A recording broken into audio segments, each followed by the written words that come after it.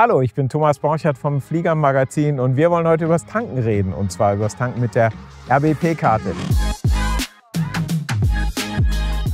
Ich stehe hier vor einer RBP-Tankstation im Automaten in Calvi auf Korsika, wo wir gerade mit der Leserreise sind. Und tatsächlich haben wir auf diesen Leserreisen gemerkt, dass die RBP Sterling Cards, die ja kostenlos sind, wirklich eine Hilfe sind, weil es an ganz vielen Flugplätzen so ist, dass man gar nicht mehr ohne eine RBP-Tankkarte tanken kann, oder dass es sehr, sehr viel komplizierter ist, wenn man mit einer Kreditkarte erst wieder ins Büro gehen muss oder mit Bargeld oder so. Das nehmen die dann gar nicht mehr.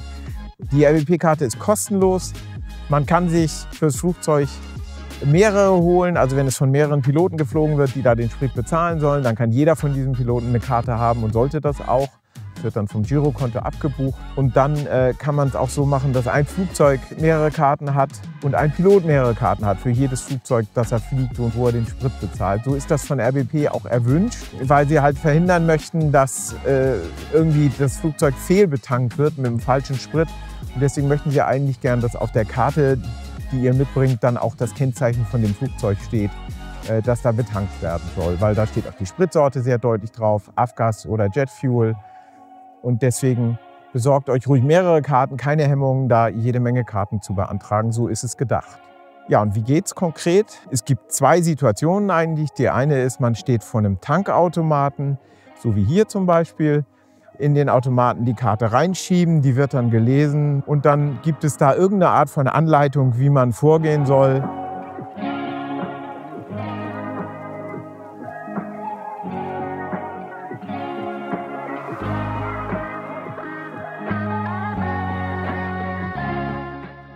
Man muss mehrfach bestätigen, dass man Avgas möchte oder im Jetfuel, je nachdem, weil RBP auf jeden Fall verhindern möchte, dass man den falschen Sprit ins Flugzeug füllt. Deswegen ist auch immer ganz wichtig, dass die Tankstutzen ordentlich beschriftet sind. Und dann muss man das Erdungskabel anschließen, wie normal, und dann tankt man eben sein Flugzeug. Und am Ende kommt manchmal, wenn man nochmal die Karte reinschiebt, manchmal von selbst ein Tankbeleg raus und den nimmt man dann mit. RBP bucht ab. Es könnte nicht einfacher sein. Zweite Variante ist, der freundliche Tankwart kommt mit dem Wagen vorgefahren und betankt einem das Flugzeug.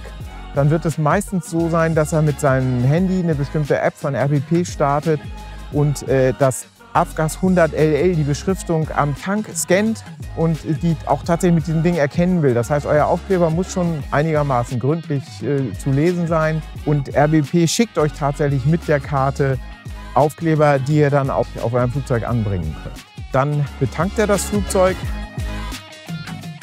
druckt euch anschließend einen Beleg aus, fährt wieder von dannen und ihr könnt fliegen gehen mit dem frisch getankten Sprit. Irgendwann später seht ihr dann online in eurem Konto eine Abrechnung, könnt euch die ausdrucken oder sonst wie, das Geld wird abgebucht und das war's. Könnte nicht einfacher sein, mit einer RBP-Karte dringend zu empfehlen, sowohl in Deutschland als auch im gesamten europäischen Ausland.